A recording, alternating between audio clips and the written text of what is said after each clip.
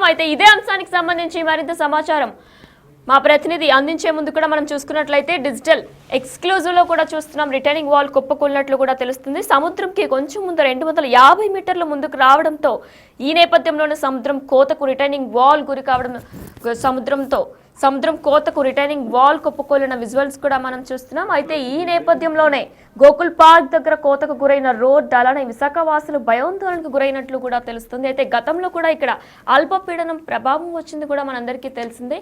2 వారం క్రితం కూడా అల్పపీడనం ప్రభావం వచ్చింది. మరి ఈ నేపథ్యంలోనే ఇలా జరిగిందా, ఏం జరిగింది అనేది కూడా అధికారులు ఏమంటున్నారు, వీటన్నిటి కూడా అప్డేట్స్ అందించడానికి మా ప్రతినిధి రాజు లైవ్ లో సిద్ధంగా ఉన్నారు. ఎస్ రాజు, అసలు ప్రధాన కారణాలు ఏంటి? 250 మీటర్లు ముందుకు వచ్చినట్లు తెలుస్తుంది. దీనికి సంబంధించిన అప్డేట్స్ ఏంటి?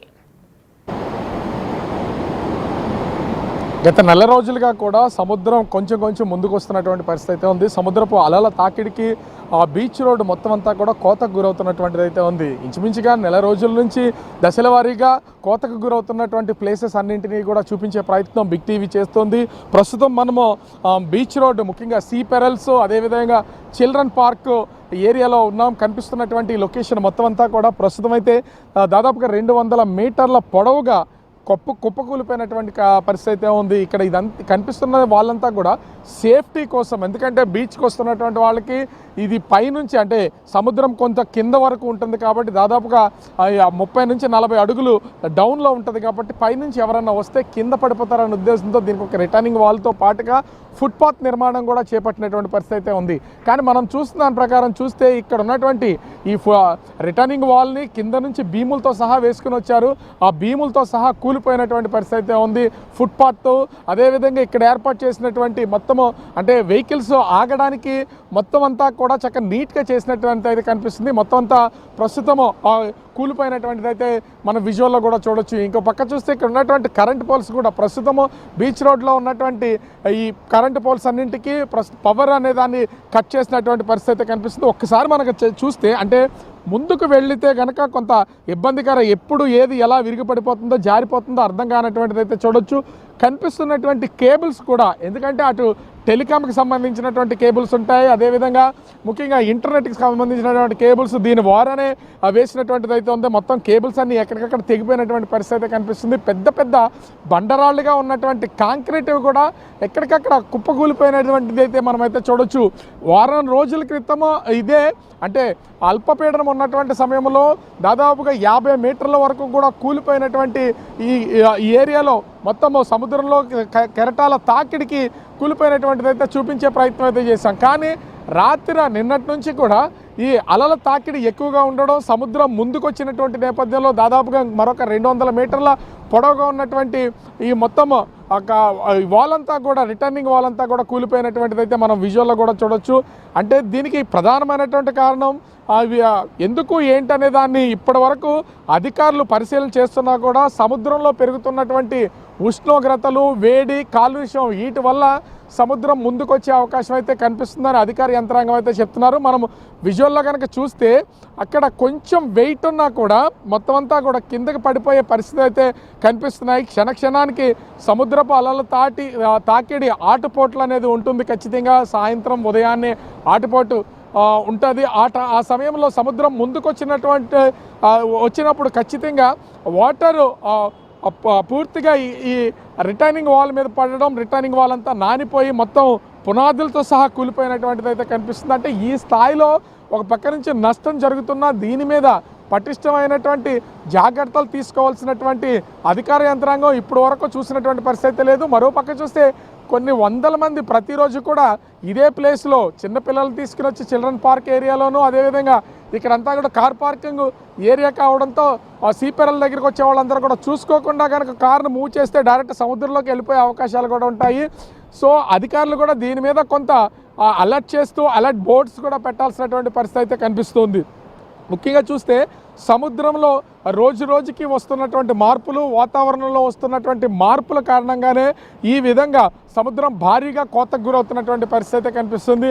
ముఖ్యంగా చూస్తే ఈ సముద్రం కోత మీద కూడా కేంద్రము చేసినటువంటి అధ్యయనంలో ఇచ్చాపురం నుంచి అటు తడ వరకు ఉన్నటువంటి దాదాపుగా 1041 కిలోమీటర్ల పరిధిలో అనేక చోట్ల ఆ సముద్రము ఎక్కడికక్కడ కోతకు గురి చేస్తుంది, భూములను కోతకు గురి చేసి ముందుకు వస్తుంది అనే దాన్ని అధ్యయనంలో తేలినటువంటి పరిస్థితి అయితే కనిపిస్తుంది. కళింగపట్నం, విశాఖపట్నం, మచిలీపట్నం, నరసాపురం, అదేవిధంగా నెల్లూరు సమీపాల్లో ఎక్కువగా కోతకు గురవుతున్నటువంటి దాన్ని వాళ్ళు పర్సంటేజ్ లోపు క్యాలిక్యులేట్ చేసినటువంటి పరిస్థితి ఉంది. ముఖ్యంగా చూస్తే అటు ఇచ్చాపురం నుంచి ఇటు కాకినాడ వరకు ఉన్నటువంటి మధ్య ప్లేస్లో 27% అత్యధికంగా వేడికి గురవడం వల్ల పూర్తి స్థాయిలో సముద్ర తీరం అంతా కూడా కోతకు గురవుతున్నది అనేది ఒక అంచనా అయితే ఉన్నటువంటి పరిస్థితి అయితే ఉంది. ఎన్నో అధ్యయనాలు కూడా చెప్తున్నాయి 2050 నాటికి విశాఖ బీచ్ రోడ్ అనేది పూర్తిగా సముద్రంలో మునిగిపోతుందనేది అటు దేశ విదేశాల్లో చేస్తున్నటువంటి సైంటిస్టుల పరిశోధనలో కూడా తేలినటువంటి పరిస్థితి ఉంది. ఇప్పుడు విశాఖ బీచ్ని చూడడానికి, అదేవిధంగా బీచ్ రోడ్లో చాలా అందమైన రోడ్డు ఉంటుంది, ఎదురుగా హోటల్స్ ఉంటాయి. మనం విశాఖ బీచ్ రోడ్ చూస్తేనే ఎక్కడ ఫారెన్లో ఉన్నామా అనేది కనిపిస్తుంటుంది. కానీ 2050 నాటికి అంటే ఇంకా 25 సంవత్సరాల్లో ఈ రోడ్డు పూర్తిగా సముద్రంలో మునిగిపోతుందని చెప్తున్నటువంటి పరిస్థితి కనిపిస్తుంది. ఇంకా ముఖ్యంగా చూస్తే ఒకప్పుడు దాదాపుగా ఇప్పుడు మనం చూపిస్తున్నటువంటి ఈ కాంపౌండ్ వాల్ దగ్గర నుంచి కనిపిస్తున్న ఈ అలలు ఇవన్నీ చూస్తే ఇంచుమించుగా సముద్రము అంటే ఒక 50 సంవత్సరాల క్రితం వీటిపైన పరిశోధనలు చేస్తున్నటువంటి ఎంతోమంది ఆ సైంటిస్టులు కావచ్చు, ప్రొఫెసర్లు కావచ్చు, వాళ్ళందరూ కూడా చెప్తున్నది ఇప్పుడున్నటువంటి ప్లేస్ కంటే 50 సంవత్సరాల క్రితం దాదాపుగా 1 కిలోమీటర్ అవతల ఉండేది సముద్రం అని చెప్తూ ఉన్నారు. అది గడిచినటువంటి 50 సంవత్సరాల్లో ఇలా కోతకు గురవుతూ ముందుకు వస్తున్నటువంటి పరిస్థితి అయితే ఉంది. అదే రానున్నటువంటి 25 సంవత్సరాల్లో కూడా బీచ్ రోడ్డు మొత్తం కోతకు గురవుతుందని ఇప్పుడు ఎంతోమంది శాస్త్రవేత్తలు అంచనా వేస్తున్నటువంటి పరిస్థితి కనిపిస్తుంది. మనం చూపిస్తున్నటువంటి బిగ్ టీవీలో ఎక్స్క్లూజివ్గా చూపిస్తున్నటువంటి ఈ విజువల్స్ అన్నీ కూడా చూస్తే ఎక్కడికక్కడ ఏర్పాటు చేసినటువంటి అంటే ఒకటి మనమైతే ఇక్కడ చూడొచ్చు. ఒక్కసారి ఈ కాంపౌండ్ వాల్ని కనుక మనం అంటే ఈ వాల్ని కనుక ఒకసారి మనం చూస్తే ఇది ఎంత హైట్లో ఉంది, కూలిపోయినటువంటి పొజిషన్ ఎట్లా ఉందనేది చూడొచ్చు. వస్తున్నటువంటి వాళ్ళు కూర్చోవడానికి, అదేవిధంగా కూర్చుని సముద్రాన్ని చూడడానికి, ఒకవేళ వెహికల్స్ కానీ ఎవరు పడిపోకుండా ఉండడానికి ఒకసారి లోతును కూడా చూస్తే ఇది ఎంత లోతుందనేది, ఎంత కింద వరకు లోయలా ఉందనేది కూడా చూడొచ్చు. ఇంచుమించుగా 30 అడుగుల వరకు కూడా కిందకు ఉంటుంది.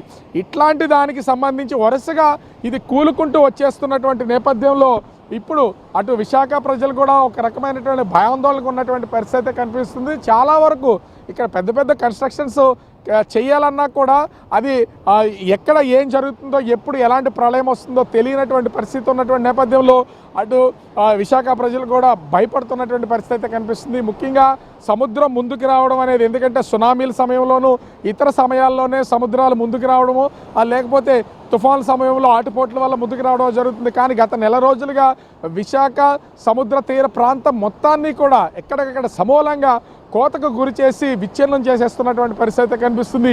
ఈరోజు ఉదయం చూసింది మరుసటి రోజుకి ఆటోమేటిక్గా ఉన్నటువంటి లొకేషన్స్ అన్ని మారిపోతున్నటువంటిది అయితే మనకి కనిపిస్తుంది. అంతా ఒక విధంగా చెప్పాలంటే ఒక భయానక పరిస్థితులు, భయానక వాతావరణం అయితే నెలకొంటుంది అనేది చెప్పొచ్చు.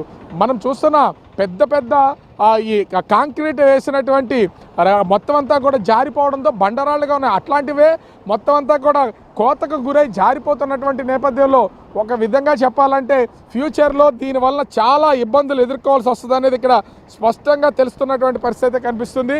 ఓవరాల్గా చూస్తే విశాఖలో వస్తున్నటువంటి అంటే ఈ సముద్ర తీర ప్రాంతం మొత్తం అంతా కూడా ఈ ముందుకి ఎగసిపడుతున్నటువంటి అలల వల్ల పూర్తి స్థాయిలో కోతకు గురవుతున్నటువంటి పరిస్థితి ఉంది. భవిష్యత్తులో దీని తీవ్రత ఏ స్థాయిలో ఉంటుంది ఏంటనేది అర్థం కానటువంటి పరిస్థితి కనిపిస్తుంది. ఎందుకంటే ఇప్పటికీ అధ్యయనాలు చేస్తున్నటువంటి శాస్త్రవేత్తలు, అదే పరిశోధనలో ఎన్నో ప్రొఫెసర్లు కూడా దీని మీద ఆందోళన వ్యక్తం చేస్తున్నటువంటి పరిస్థితి ఉంది. సముద్రం ముందుకు రాకుండా ఉండడానికి వస్తున్నటువంటి సమయంలో దాన్ని కంట్రోల్ చేయాలంటే పోర్టుల్లో ఏ విధంగానైతే పెద్ద పెద్ద బండరాళ్లను, కాంక్రీట్ బండరాలను తీసుకొచ్చి వేస్తారో అదే విధంగా మొత్తము కొంత సముద్రం లోపల వరకు కూడా విశాఖ బీచ్ రోడ్డు అటు విశాఖ పోర్టు దగ్గర నుంచి ఇంచుమించుగా ఒక 5 కిలోమీటర్ల పొడవు వరకు ఇదే విధమైనటువంటి రక్షణ గోడను నిర్మించకపోతే భవిష్యత్తులో విశాఖ బీచ్ రోడ్డు కనిపించే అవకాశం అయితే ఉండదు. సో అధికార యంత్రాంగం, ప్రభుత్వం ఇప్పటికైనా స్పందిస్తుందో లేదో చూడాలి. అటు పొల్యూషన్, అదేవిధంగా ముఖ్యంగా ప్లాస్టిక్ ఎక్కువగా అయిపోవడం, అటు సముద్రంలో ఉష్ణోగ్రతలు పెరిగిపోతున్నటువంటి నేపథ్యంలో పూర్తి స్థాయిలో సముద్రం అల్లకల్లోలంగా మారి ముందుకు వస్తున్నటువంటి పరిస్థితి ఉంది. ఇదే కోతకు గురి చేస్తున్నటువంటి పరిస్థితి కనిపిస్తుంది. ఎస్ రాజు, ఆర్కే బీచ్ లో కూడా కొబ్బరి చెట్లు కుప్పకూలినట్లు కూడా తెలుస్తుంది. మరి అక్కడికి అలానే ఈ రోజు సముద్రం ముందుకు వచ్చిన దానికి కూడా ఎంత దూరం ఉండొచ్చు సుమారుగా? ఇంచుమించుగా దాదాపుగా అంటే ఆర్కే బీచ్, అదేవిధంగా సీ పెరల్, చిల్డ్రన్ పార్కు, ఉడా పార్క్, ఈ ఏరియాలు అన్నింటిలో కూడా ఒకే దాదాపుగా 5 కిలోమీటర్ల సరౌండింగ్స్లో ఇవన్నీ ఉంటూ ఉంటాయి. ఉన్నటువంటి ఈ ప్లేసెస్ అన్నీ కూడా కోతకు గురవుతున్నటువంటి పరిస్థితి అయితే కనిపిస్తుంది. ముఖ్యంగా ఇక్కడ సబ్మెరైన్ ఉంటుంది, సబ్మెరైన్ టూరిస్ట్ ప్లేస్గా ఉంది. ఆ ప్లేస్ సమీపంలో ఉన్నటువంటి కోకో ఏరియాలో ఉన్నటువంటి కొబ్బరి చెట్లు దాదాపుగా 10 వరకు సముద్రంలో కలిసిపోయినటువంటి పరిస్థితి అయితే ఉంది. అలా ఒక్కొక్క ఏరియాలో గాలి వాటాన్ని బట్టి సముద్రపు అలలు, కెరటాల తాకిడి వల్ల మొత్తం అంతా కూడా కోతకు గురవుతున్నటువంటి పరిస్థితి ఉంది. అన్ని ప్లేసెస్లోనూ ఒకేలాగా లేదు. ప్రస్తుతం ఆ ప్లేసెస్ను చూపించడానికి కూడా కొన్ని ఇబ్బందులు అయితే ఉన్నాయి. ఎందుకంటే ఎల్లుండే నేవీ డే ఉన్నటువంటి నేపథ్యంలో ప్రస్తుతం నేవీకి సంబంధించినటువంటి ఆఫీసర్స్ అందరూ కూడా ఆ ప్రాంతాన్ని వాళ్ళ అధీనంలోకి తీసుకున్నటువంటి పరిస్థితి అయితే ఉంది.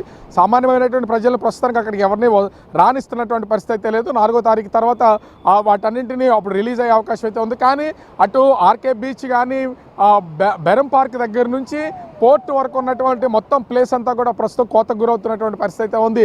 ఇలా కోతకు గురవుతున్నటువంటి నేపథ్యంలో అటు ప్రజలైతే భయపడుతున్నటువంటిది అయితే ఉంది. ఎందుకంటే చిన్న పిల్లలతో వస్తూ ఉంటారు, వయసు అయిపోయినటువంటి వృద్ధులతో బీచ్ని చూడడానికి వస్తూ ఉంటారు. కానీ అలలు తాకిడి అనేది ఎక్కువగా ఉండడం, అలలు ముందుకు వచ్చేసినటువంటి నేపథ్యంలో ఎప్పుడు విరుచుకుపడితే తెలియనటువంటి పరిస్థితి అయితే ఉంది. ఇంత పెద్ద పెద్ద బండరాళ్ళు, కాంపౌండ్ వాల్ లాంటివి ఉన్నటువంటివే, అదేవిధంగా ఫుట్పాత్లు ఎక్కడికక్కడ కుప్పకూలిపోతున్నటువంటి నేపథ్యంలో ప్రజలైతే తీవ్రమైనటువంటి భయాందోళనకు గురవుతున్నటువంటి పరిస్థితి కనిపిస్తుంది వినయన.